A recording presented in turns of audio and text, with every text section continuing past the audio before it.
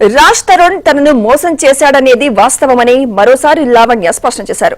నార్సింగి పోలీసులకు ఇచ్చిన ఫిర్యాదుపై ఆధారాలన్నీ సమర్పించానన్నారు. 170కి పైగా ఫోటోలతో పాటు మెడికల్ రిపోర్టులను అందజేశానని తెలిపారు. మాల్వి మల్హోత్రాతో పాటు సోదరుడిపై మొదటి ఫిర్యాదు చేశానన్న ఆమె రాజ్ తరుణ్ వాడుకొని మోసం చేశాడంటూ ఇవాళ మరో ఫిర్యాదు చేసినట్లు తెలిపారు. రాజ్ తరుణ్ వల్ల తాను గర్భం దాల్చానని, అయితే కొన్ని కారణాలతో మిస్ క్యారీ అయిందన్నారు. వాటికి సంబంధించిన ఆధారాలు సైతం పోలీసులకు అందజేశారని లావణ్య చెబుతున్నారు.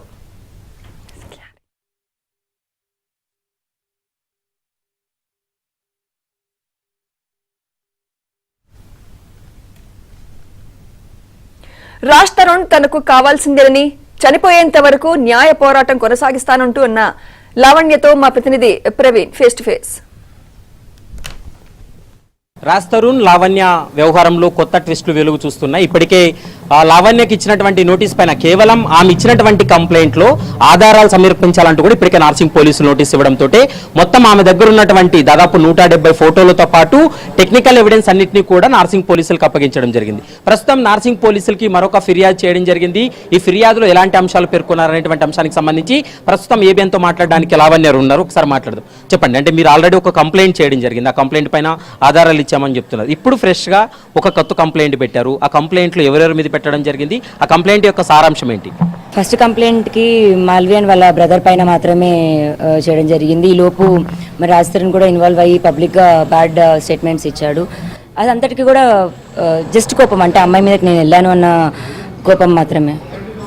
సో దానికి సంబంధించి ఎవిడెన్సెస్ అన్నీ ఇచ్చాము.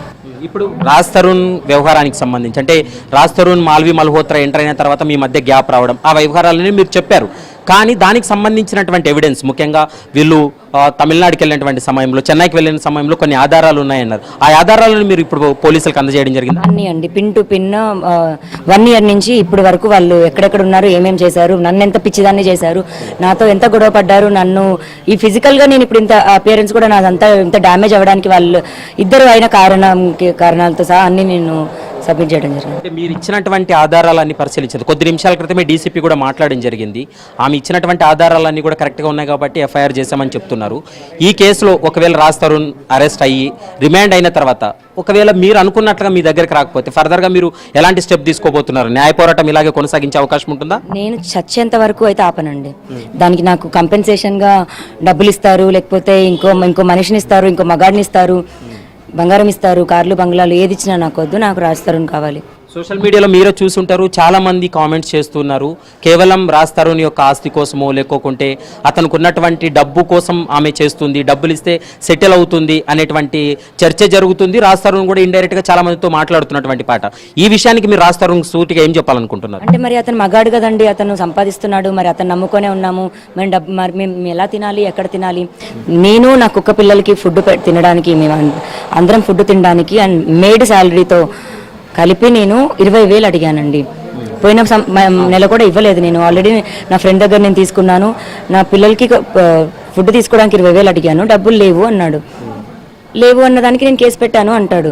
సరే అని నాకు ఒక నిమిషం పట్టలేదు. ఇప్పుడు బ్యాంక్ స్టేట్మెంట్ తీయడానికి మావి అతని బ్యాంకు దానికి నేను నామినీగా ఉంటాను, నా దానికి అతను నామినీగా ఉంటాడు. అతని ఫోన్ నెంబర్ నా పేరు మీద ఉంటుంది, నా ఫోన్ నెంబర్ అతని పేరు మీద ఉంటుంది. డిజిటల్ ఎవిడెన్స్ తీయడానికి నాకు 1 మినిట్ పని. మాల్వి మల్హోత్రాకి ఓన్లీ ఇక్కడ నుంచి అతను ఫ్లైట్ ఎక్కడానికి నెల ఖర్చు తనకి 4-5 lakhs అవుతుంది. తనకి మేకప్ దగ్గర నుంచి అన్ని తను ఎంత కొనిస్తున్నాడు అన్ని కూడా అన్ని ఉన్నాయి. కేవలం మీ క్యారెక్టర్ ని దెబ్బతీసే విధంగా మాత్రమే అంతే. ఇప్పుడు వదిలించుకోవడానికి ఎక్కడికైనా వస్తాడు, ఏవైనా తీస్తాడు. అతని దగ్గర 1-2 ఉండొచ్చు. రిలీజ్ చేసుకోమనంటే ఏదైనా చేసుకోమంటే నేను ఎక్కడికైనా వెళ్తాను, ఏదైనా ప్రూవ్ చేసుకుంటాను. నాకు ఆ రోజు కోపం ఎందుకు తెప్పించారు అన్నది నా దగ్గర ఉంటుంది కదా. ఎంటైర్ ఎపిసోడ్ లో మాల్వి మల్హోత్రాతో మాట్లాడినప్పుడు ఎప్పుడైనా వాళ్ళిద్దరూ పెళ్లి చేసుకోవాలని కానీ లేదా వాళ్ళిద్దరూ కలిసి ఉండాలనేటువంటి చర్చ ఎప్పటికైనా వచ్చిందా? వాళ్ళు అనుకొని చేసిన ప్లానే అండి. అనుకొని చేసిన తర్వాతే నేను వాళ్ళని అప్రోచ్ అయ్యాను. అప్రోచ్ అయ్యాక నాకు డైరెక్ట్ గా ఛాలెంజ్ వార్నింగ్ ఇసిరేసింది. సో ఇప్పుడు మీరు ఫైనల్ గా ఆల్రెడీ మీ దగ్గర ఉన్నటువంటి ఆధారాలన్నీ కూడా నార్సింగ్ పోలీసులకు ఇచ్చారు, వాళ్ళు ఎఫ్ఐఆర్ కట్టారు. ఖచ్చితంగా 2-3 రోజుల్లో నోటీసులు కూడా ఇస్తామని పోలీసులు చెప్తున్నటువంటి మాట.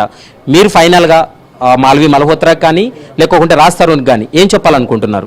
నేను ఈ ఫైట్ అయితే అసలు ఆపనండి. అతను ఇంకా వద్దు, అతను వద్దు అనుకోవడానికి ఎక్కడికైనా వెళ్ళాలి అని అతను అనుకుంటున్నాడు. బంధం కావాలి అని నమ్మే ఉన్నాను. నేను కావాలి అనుకోవడానికి నేను ఎక్కడికైనా ఫైట్ చేస్తానండి. మెడికల్ రిపోర్ట్స్ అన్నింటినీ కూడా ఇప్పటికే నార్సింగ్ పోలీసులకు అందజేశామనేటువంటి అంశాన్ని అయితే మాత్రం ప్రస్తుతం లావణ్య చెప్తుంది. మరి లావణ్య ఇచ్చినటువంటి కంప్లైంట్ పైన ఎఫ్ఐఆర్ నమోదైంది కాబట్టి 1-2 రోజుల్లో నోటీసులు జారీ చేస్తారు. నోటీసులు ఇచ్చిన తర్వాత రాజ్తరుణ్ని అరెస్ట్ చేసి రిమాండ్కి తరలించేటువంటి అవకాశాలు కూడా కనపడుతున్నాయి. వీడియో జర్నలిస్ట్ ప్రమోద్తో ప్రవీణ్ కలవల, ఏబిఎన్ ఆంధ్రజ్యోతి, హైదరాబాద్.